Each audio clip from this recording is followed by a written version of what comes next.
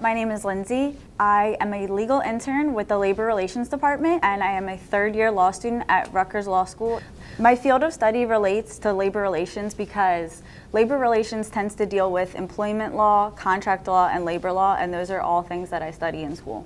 I thought it would be really interesting just to get a look at in-house law because that's really ultimately what I want to do, and this is a great jumping off point to do that. This internship is helping me prepare for my future career because law school tends to be really theoretical, but this internship experience gives me a chance to put the theoretical into the practical and actually take what I've learned in school and see how it translates to the real world. I've gotten to get my hands into legal and business related matters. If I could describe PGW in one word, it would be interactive. You really get to interact with various departments, and I am involved in every facet of the business, which is something incredibly unique I just don't think you can get anywhere else.